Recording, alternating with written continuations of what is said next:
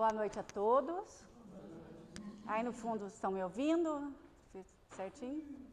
Então, eu ia começar falando, né, como a espiritualidade não brinca em serviço, eu ia começar falando justamente o que o Carlinho falou, que eu sou cria, né, dessa casa, tive a oportunidade de participar da mocidade, eu fiz evangelização na Juliane, mas tive a oportunidade de fazer a mocidade espírita aqui. E para mim é muito gratificante poder estar aqui hoje, eu agradeço a confiança que me foi dada, espero estar a essa altura, porque eu ajudei, enquanto jovem de mocidade, eu ajudei muitas organizações do mês da codificação. E é a primeira vez que eu estou agora como expositora, né, vou dar o meu melhor, espero que eu consiga passar a mensagem que eu me propus e que o plano espiritual propôs para que a gente fosse apresentada hoje. Então, a nossa palestra de hoje será sobre o sentido da vida. Qual é o sentido da vida? É uma frase curta, né? Simples, mas tão complexa também, tão profunda, porque é algo que nos leva a pensar além deste corpo, além dessa reencarnação, além desta vida. Qual vida? Que vidas? São muitas reflexões, e cada indivíduo é único. Então, o que é o sentido da vida para mim, pode não ser para o Vitor, para o Carlinho, para a Isabelle, cada um tem o seu sentido da vida. O que nós propomos a trazer hoje é uma história de um personagem real que viveu, passou por algumas atribulações na vida, muito forte, que é o que nós vamos apresentar agora, e ele traz a proposta dele de sentido da vida. Uma das frases que ele nos traz para refletir é a seguinte: todos nós morreríamos pelas pessoas que mais amamos. Eu acho que se a gente falar isso para um pai, para uma mãe, qualquer pai, qualquer mãe, daria a sua vida pelo filho. Mas a pergunta principal não é essa. A maior reflexão é essa daqui. Mas será que viveríamos por essas pessoas? Porque é muito nobre nós dissermos que morreríamos por um filho, por uma filha, por um pai, por uma mãe. Mas será que viveríamos por elas? Será que estamos fazendo a nossa vida, percorrendo o nosso caminho de uma forma que eles tenham orgulho de nós, tenham nós como exemplo? Será que eles percebem o quanto nós nos amamos, estando eles encarnados ou desencarnados? Será que estamos vivendo por eles? Então agora começa a nossa história. Vamos voltar lá para Viena, em 1942. Quando pensamos em Viena, o que vem logo em nossa cabeça? Valsa. As valsas de Strauss, do Beethoven, Mozart, do Freud, Adler. Olha quantas mentes brilhantes Viena nos trouxe. Fora isso, Viena, quando pensamos em Viena, pensamos em quê? Palácios, ouro, carruagens maravilhosas, ruas bem cuidadas, cafés literários, onde as grandes mentes do nosso século se encontravam. Uma Viena de jardins, com fontes. Ninguém aqui consegue imaginar uma Viena deteriorada, uma Viena suja, uma Viena com dor, com medo. Não é essa imagem que vem à nossa mente no primeiro instante. Porém, Viena, em 1942, a ex-capital do Império Austro-Húngaro, que foi um dos maiores impérios do mundo, estava na Segunda Guerra Mundial. Todas aquelas ruas, todos aqueles lugares maravilhosos, a maioria foi transformada em guetos. O que seria um gueto? Guetos são vielas, ruas estreitas, onde algumas pessoas eram encarceradas para viver ali durante um tempo, durante toda a vida. Pessoas como nós, que estavam acostumadas a viver no conforto de sua casa, tinham suas louças, tinha sua escova de dente, tinha sua cama, tinha o seu travesseiro. Essas pessoas foram enclausuradas nesses guetos. Pessoas que estavam acostumadas a andar pelas ruas de Viena e ver aquela iluminação, ver todo mundo bem arrumado, estavam agora aqui. Era época de inverno, a primavera já estava se esvaindo, as flores das árvores caindo, o frio do inverno começava a chegar, forte, porque mesmo no verão, Viena não era uma cidade quente. E no inverno poderia haver temperaturas abaixo de 5 graus. Essas pessoas foram alocadas nesse local. Casas, casebres, onde viveriam uma família, 4 pessoas, tinham 16 pessoas, 15 pessoas. Será que conseguimos imaginar, nós hoje, em nossa casa, com o conforto que nós temos, o nosso quarto, a nossa cozinha, o nosso banheiro, nós sermos alojados para um local, para conviver com mais 4 famílias ou 5, pessoas que não conhecíamos, ou são pessoas que já conhecemos, não, porque Viena era uma grande cidade. Ficávamos todos alocados lá em uma casa, com um quarto, um banheiro e uma cozinha. Vocês conseguem imaginar isso? Porque parece tão distante da gente, não parece? Parece que não foi nesse mundo, parece algo tão longe da nossa realidade, mas na verdade não foi. Foi em 1942. Muitos aqui já eram nascidos, outros estavam para nascer, não é tão longe de nós. Essas pessoas, num frio de 5 graus, não tinham aquecedor, não tinham comida, não tinham bebida, nada. Viviam pessoas acostumadas a trabalhar como nós, que íamos à escola, ia ao supermercado, ia ao trabalho, não tinham mais o direito de ir e vir. Na entrada do beco, ele era fechado nas 2 pontas, haviam policiais, e eles só poderiam sair de lá com autorização, que era muito difícil conseguir. As crianças não iam mais para a escola, não havia mais o trabalho diário, eles tinham que depender da ajuda do governo para comer, que eram os caminhões de pães que chegavam até o local, para beber água.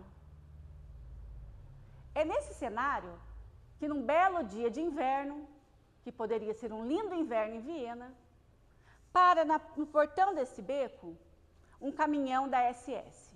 O que é a SS? A SS era a polícia nazista. Então ele para na porta desse beco, abre os portões e diz a todos: todos peguem seus pertences, porque vocês agora irão se mudar. Mudar para onde? Para que local? Ninguém sabia para onde ia.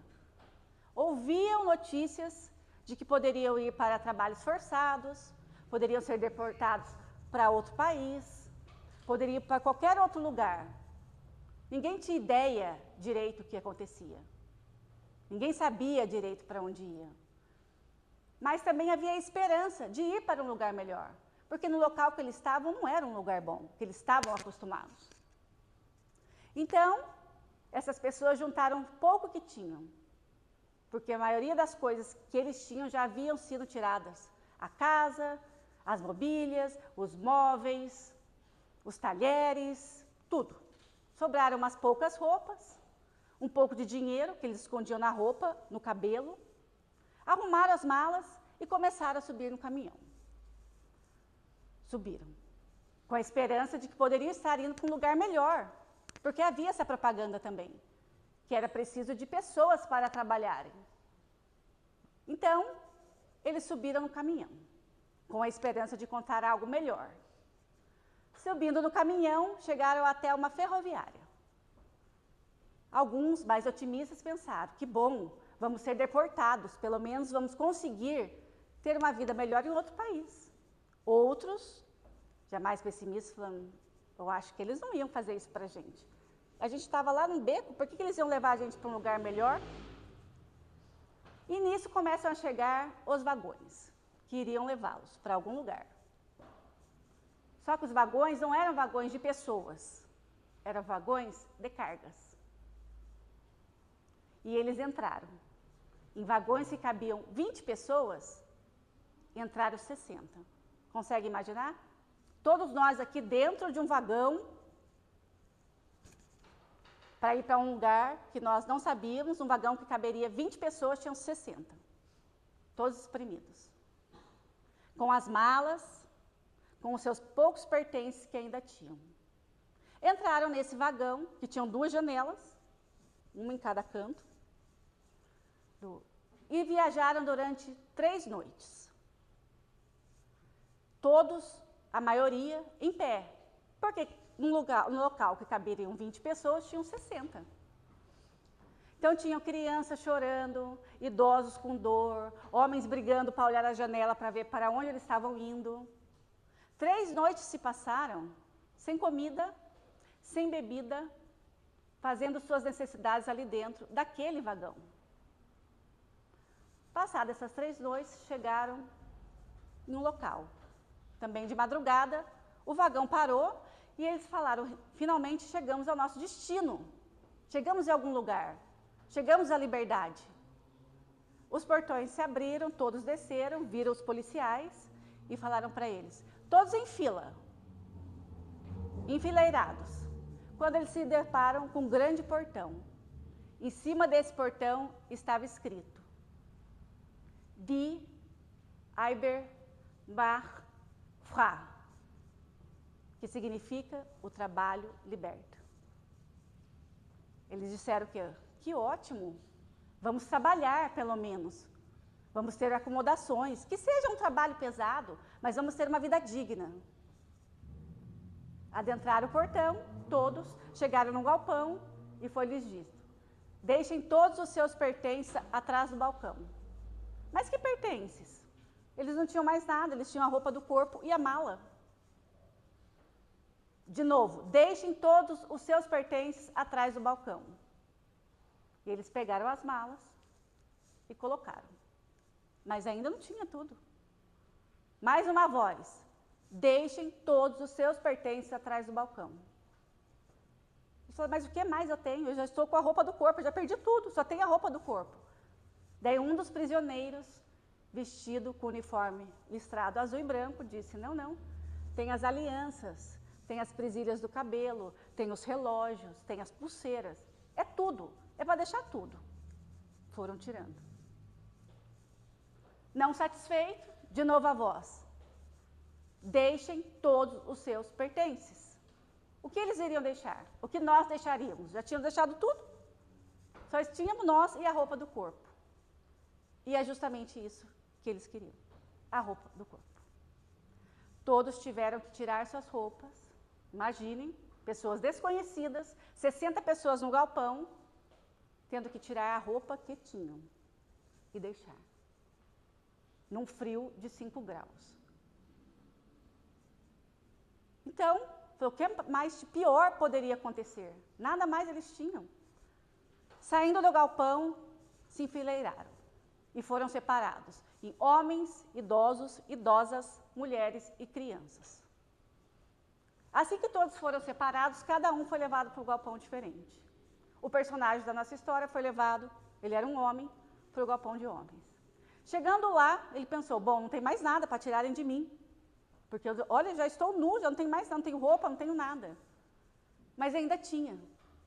Eles raspavam todos os pelos do corpo, todos. O cabelo, perna, braço, tudo, tudo. Assim que raspavam, eles iam para uma câmara, parecida com um banheiro. E de lá, começou a sair água dos chuveiros. Eles começaram a perceber que realmente era água. Não era uma água quente, mas era uma água gelada. Para quem estava 3 noites sem tomar banho, já era uma bênção.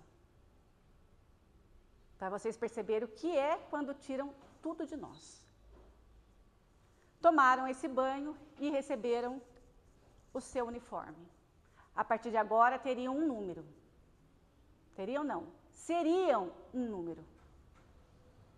E a partir daí, eles vão viver durante 3 anos e meio num campo de concentração. Com um sapato que não era deles, que um ia passando para o outro, pequeno, grande, não importa. Com uma roupa que não era deles, era uma roupa de prisioneiros que viviam lá. Moravam em balcões, em barracões, com beliches de 5 andares, sendo que em cada não havia colchão. Então, em cada tábua, dormiam 9 pessoas que não se conheciam. Não podiam tomar banho todo dia, não tinha escova de dentes. A felicidade deles, parecem coisas normais, né? Porque a gente vê filmes, a gente não pensa no cotidiano, no dia a dia. Vocês já pensaram, vocês 3 anos sem escovar o dente? Foi isso que aconteceu. Essa é a história desse nosso personagem, como de todos os outros que passaram por essa experiência terrena. Lógico que sabemos que tudo é um porquê, porque não há nada em vão na doutrina espírita, mas essa é a história desse personagem. O nosso personagem se chama Viktor Frankl. Viktor Frankl, antes da guerra, ele já era um renomado professor em Viena. Ele dava aulas, ele trabalhava, ele já era psicólogo, ele era psiquiatra, médico psiquiatra. Ele já tinha uma vida em Viena antes do campo de concentração. Ele viveu nesse gueto, essa é a história dele, que ele conta em seu livro Em Busca de Sentido. Então, tudo que a gente falou aqui é verdadeiro, não é ficção, é uma história real que aconteceu. Viktor Frankl, ele era de uma família de um pai, a mãe, o irmão.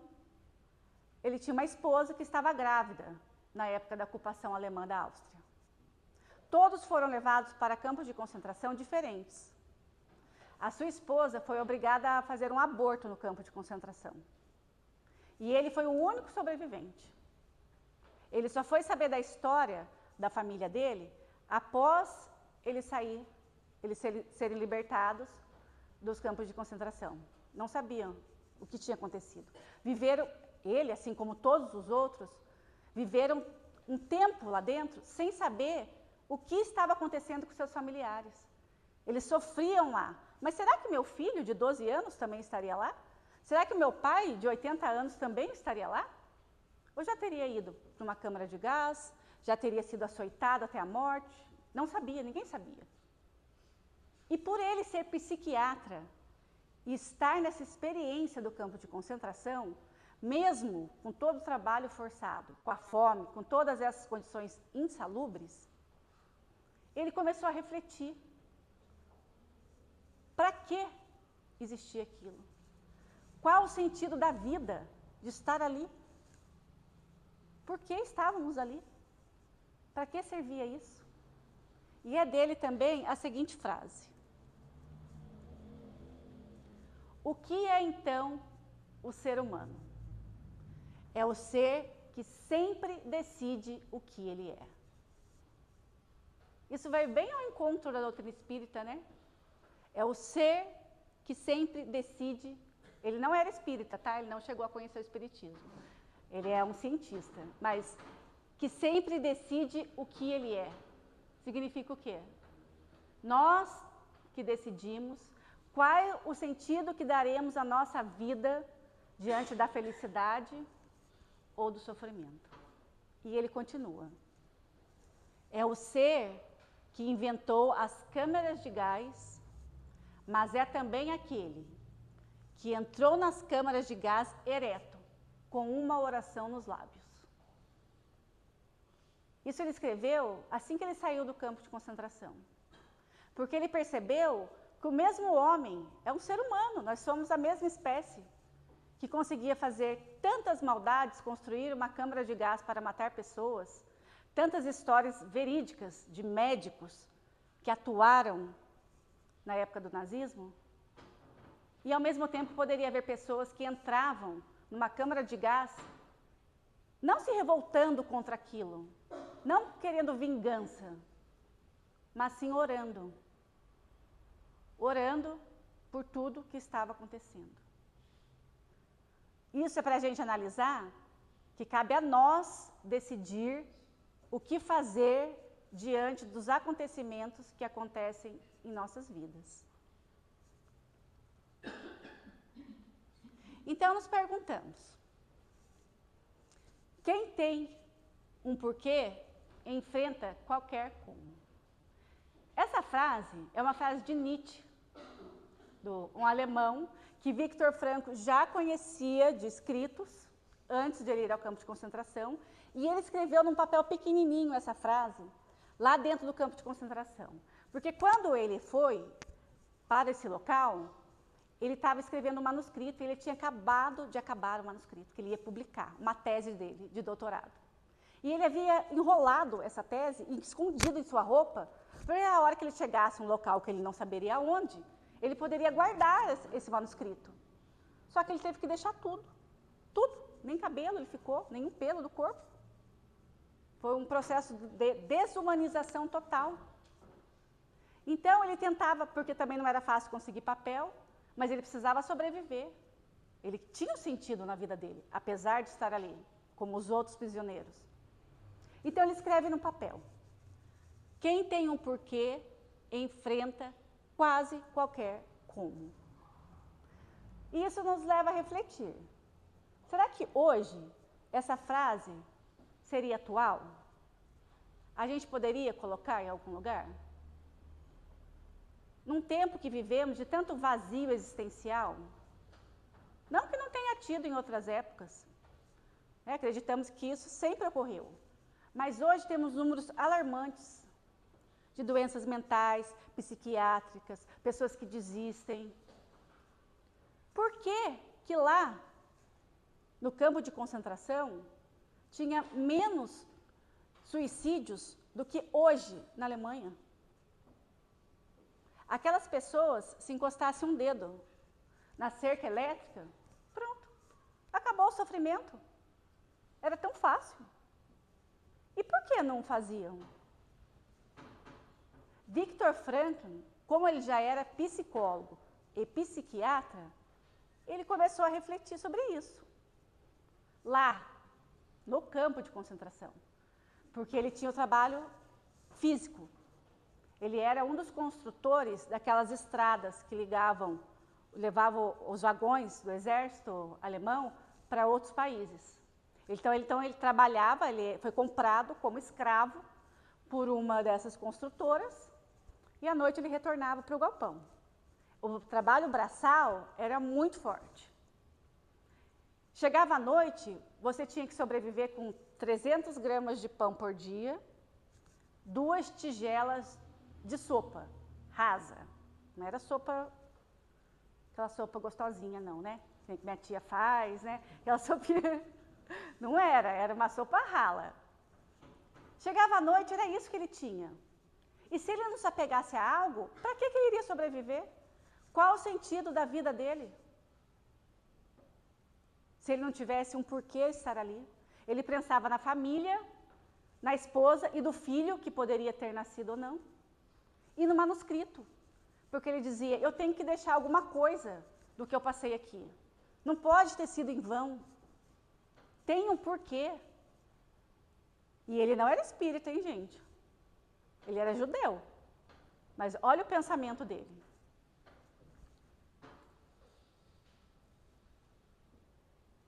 Então a gente se pergunta, qual o sentido da nossa vida? Vocês conseguem responder agora? Por que cada um está aqui hoje, reencarnado, nesse local, nessa família, nesse centro, à noite, de um sábado? O Espiritismo nos diz que nada é por acaso, certo? Tudo tem uma razão de ser, tudo tem um porquê. Então, por que estaríamos aqui? Qual a razão disso tudo? Jesus disse, não cai uma folha de uma árvore sem a permissão de meu Pai.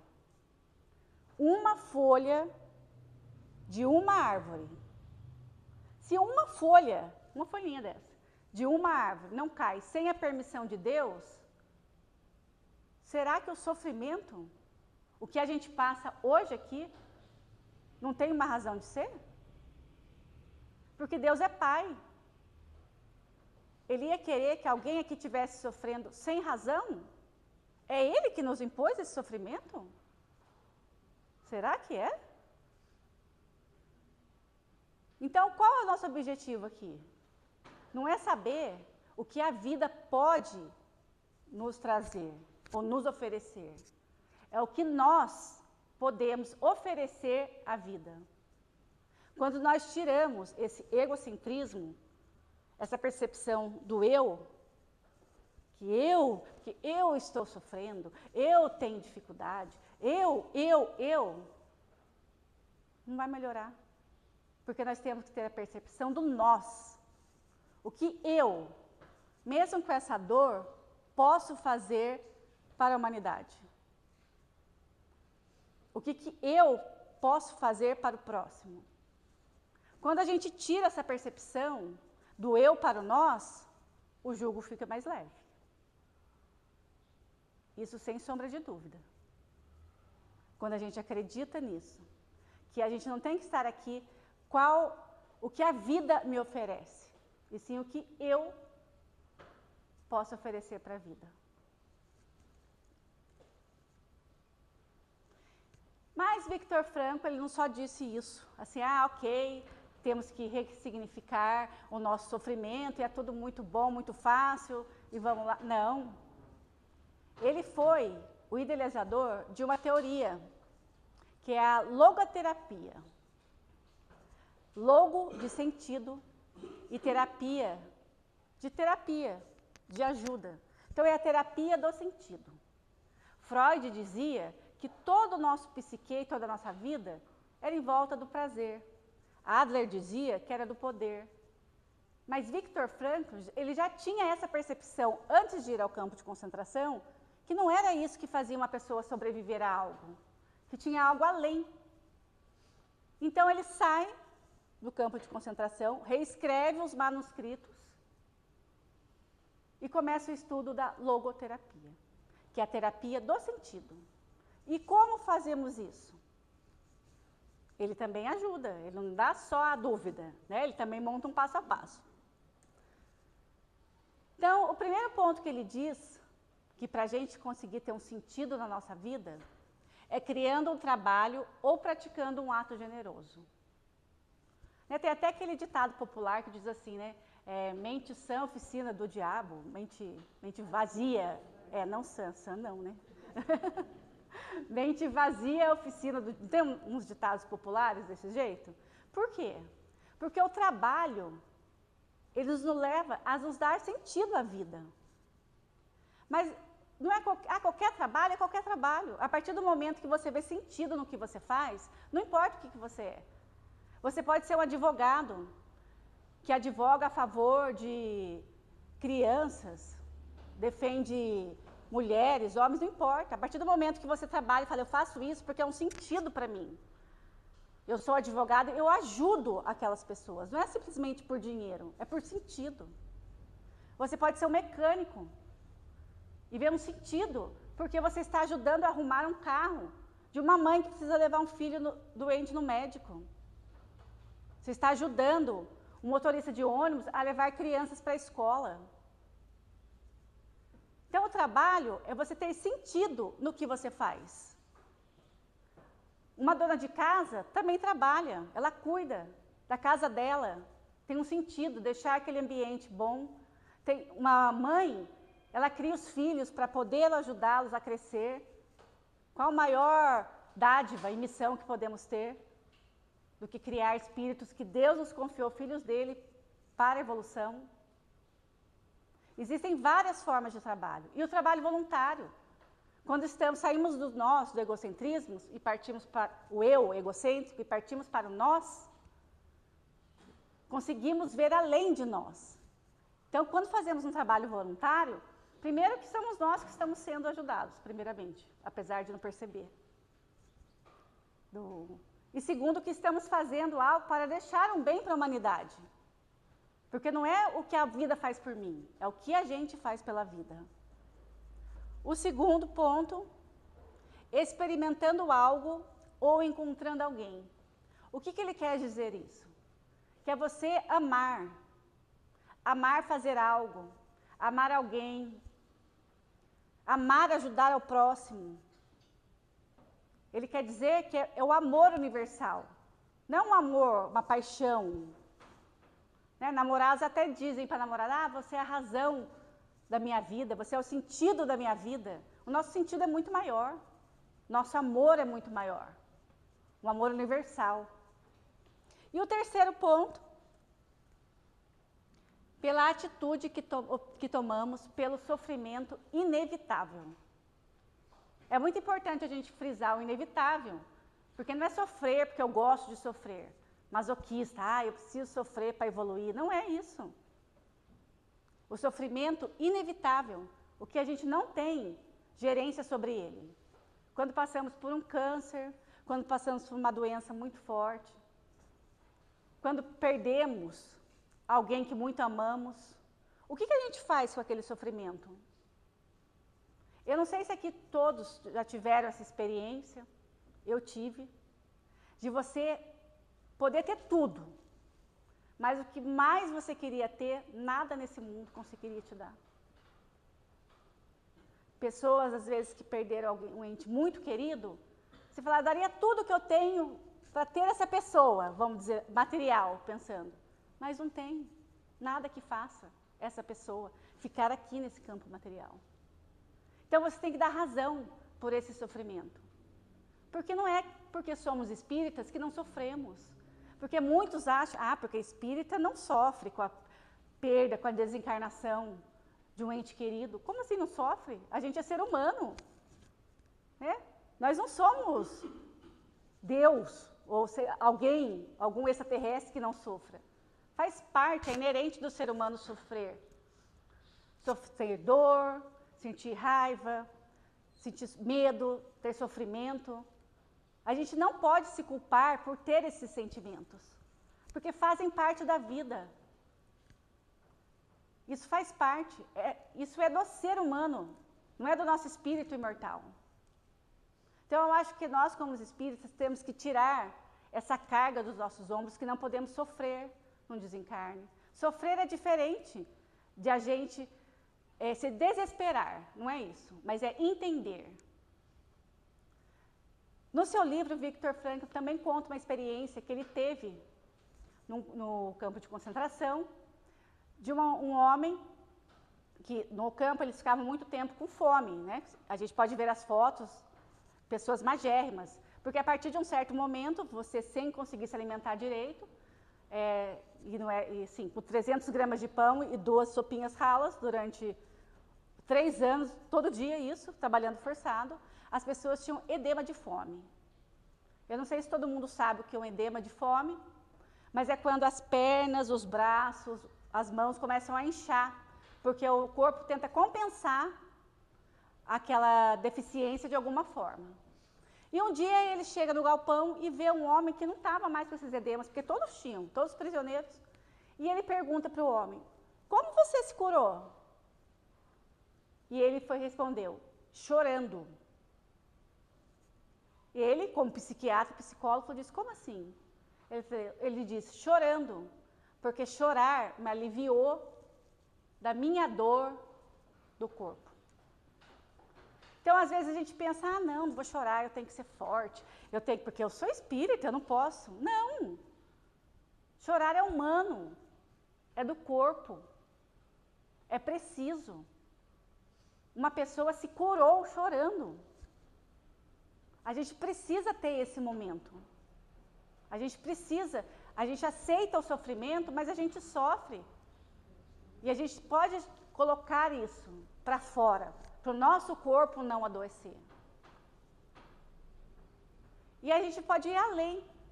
Uma outra história que Viktor Frankl conta é de um senhor que também sobreviveu ao campo de concentração, mas a esposa dele não. E após a guerra, Viktor Frankl reabriu o seu consultório, atendia pessoas, e esse senhor foi até ele e disse assim, olha, eu não aguento mais viver, não quero mais, a minha esposa faleceu no campo de concentração, não tenho mais razão na minha vida não tem sentido. Ele falou, tá bom, Ele falou assim, mas você amava muito a sua esposa? Ele disse, amava. Você faria qualquer coisa pela sua esposa? Lógico. Falei, então vamos pensar o seguinte, imagine que o senhor falecesse no campo de concentração e a sua esposa sobrevivesse.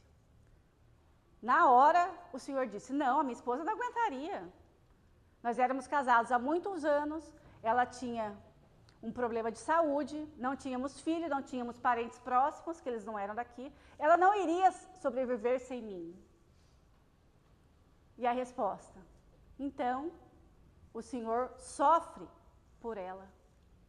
O senhor viveria por ela? Esse amor tão grande que o senhor diz ter, viveria por ela? Porque se ela morresse antes, morresse depois de você, ela queria sofrer. O seu sofrimento é por ela. Ele falou, tá certo. Minha esposa não ia querer que eu não fizesse a minha vida valer a pena, ter sentido.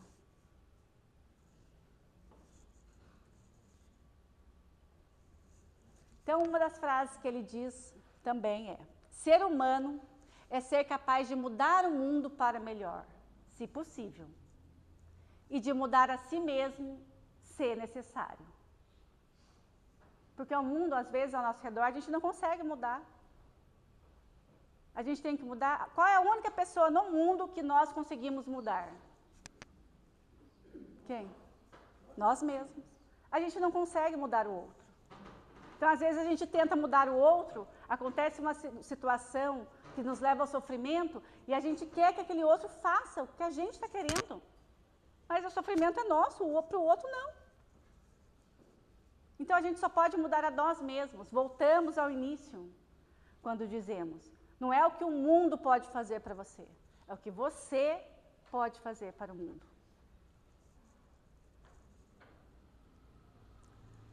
E daí, nessa nossa reflexão, não poderíamos deixar de pensar em Jesus. Né? De Jesus, que há 2025 anos atrás reencarnou na Terra, mais ou menos, né?